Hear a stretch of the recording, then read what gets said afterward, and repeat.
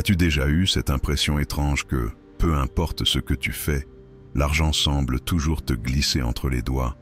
Tu travailles dur, tu fais de ton mieux, et pourtant, il manque toujours quelque chose. Et pendant ce temps, tu vois des gens autour de toi, peut-être moins instruits, moins expérimentés, qui semblent attirer la richesse comme par magie. Et tu te demandes, qu'est-ce qu'ils ont que je n'ai pas? Mais la véritable richesse ne dépend pas seulement du travail que tu fais, mais de l'énergie que tu dégages. Et si la clé n'était pas à l'extérieur, mais en toi? Il existe 7 lois spirituelles de la richesse. Des principes simples, puissants, qui peuvent transformer ta relation avec l'argent, mais aussi ta relation avec toi-même, les autres et la vie. Ces lois te montrent comment vivre en harmonie avec toi-même et avec l'univers, pour que la richesse vienne à toi naturellement. Loi Negun. La paix intérieure, tu es bien plus que ce que tu crois. Tout dans l'univers est énergie, et toi aussi. Avant d'être un salarié, un parent, un étudiant ou un entrepreneur, tu es une conscience infinie. Tu es une partie de l'univers, capable de créer, d'imaginer, de transformer. Cette loi te rappelle que tout est possible. Mais pour que cette richesse intérieure se manifeste à l'extérieur, tu dois te reconnecter à ton essence. Comment faire? Prends du temps chaque jour pour le silence, même 5 minutes sans distraction, sans téléphone, sans bruit. Marche dans la nature, respire, observe, sois présent. Rappelle-toi que tu n'es pas défini par ton passé, ton compte en banque ou ton statut social. Quand tu retrouves la paix intérieure, tu ouvres la porte à l'abondance extérieure. Loi numéro 2, le don. Ce que tu donnes revient toujours à toi, d'une manière ou d'une autre. Tu veux plus d'amour? Donne de l'amour. Tu veux plus de respect? Donne du respect. Tu veux plus d'argent? Apporte de la valeur aux autres. La richesse est comme une rivière. Elle doit circuler. Si tu gardes tout pour toi, tu bloques le flux. Mais quand tu donnes avec un cœur sincère, tu deviens un canal à travers lequel l'abondance peut passer. Et attention, donner ne veut pas dire forcément donner de l'argent. Tu peux donner un sourire sincère, un service rendu, un compliment, ton écoute, ton temps. Plus tu donnes avec amour, plus la vie trouve des façons créatives de te remercier. Et souvent, ça dépasse tes attentes. Loi numéro 3. Le karma. Chaque choix a une conséquence. Choisis avec conscience. Ce que tu vis aujourd'hui est le fruit de tes choix passés. Et ce que tu vivras demain dépend des choix que tu fais maintenant. Tu veux une vie plus riche?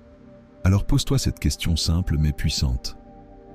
Est-ce que ce que je fais aujourd'hui me rapproche ou m'éloigne de la vie que je veux? Chaque action est une graine d'abondance ou une graine de manque, une graine de joie ou une graine de regret. La bonne nouvelle, c'est que tu peux planter de nouvelles graines dès aujourd'hui, en développant de meilleures habitudes, en prenant des décisions plus conscientes, en écoutant ton cœur, pas seulement ta peur. Et souviens-toi, tu récolteras ce que tu sèmes, pas tout de suite, mais toujours au bon moment. Loi numéro 4. Le moindre effort. La nature ne force rien, et pourtant, tout se fait. Tu n'as pas besoin de te tuer à la tâche pour réussir. Tu n'as pas besoin de lutter, de stresser, de forcer. Tu as simplement besoin de t'aligner.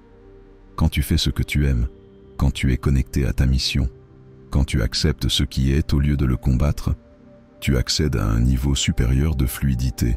Cela ne veut pas dire que tu ne fais rien, mais tu agis avec inspiration, pas avec tension. Tu travailles, oui, mais sans résistance intérieure, et c'est ça qui fait toute la différence. Tu veux attirer plus de richesse? Commence par être en paix avec toi-même. Moins tu forces, plus la vie t'aide. Loi numéro 5. L'intention et le désir. Ce que tu veux avec le cœur devient réalité quand tu crois que c'est possible. Rien ne se crée sans intention. La voiture que tu conduis, le téléphone que tu utilises, la maison dans laquelle tu vis, tout a d'abord été une idée, une pensée, un désir. Tu veux une vie différente?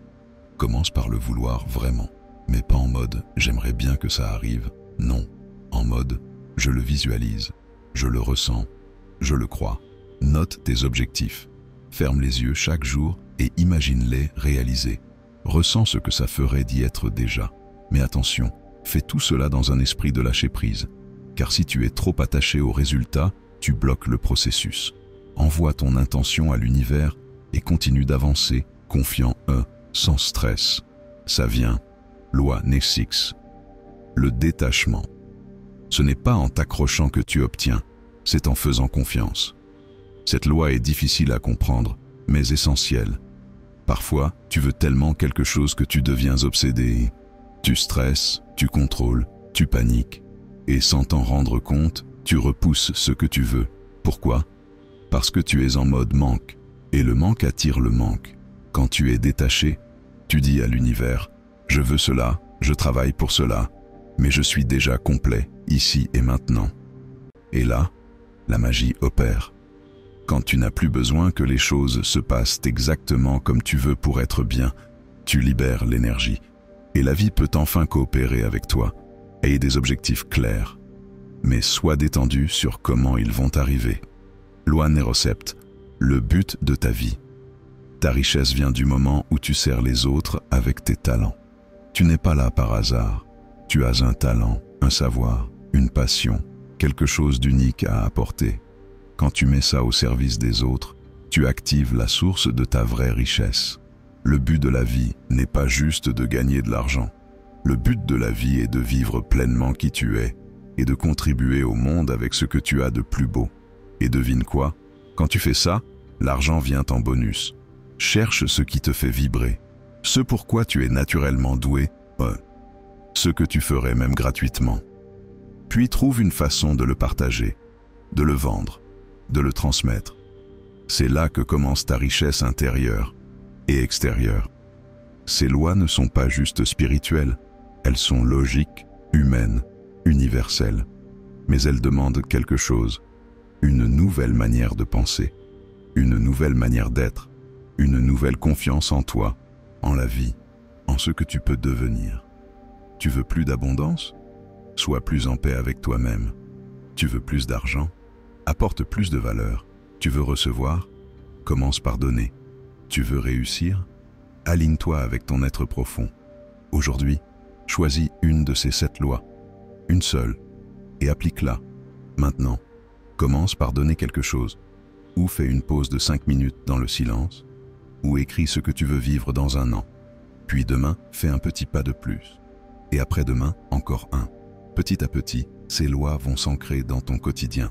Et un jour, tu te retourneras et tu verras à quel point ta vie a changé.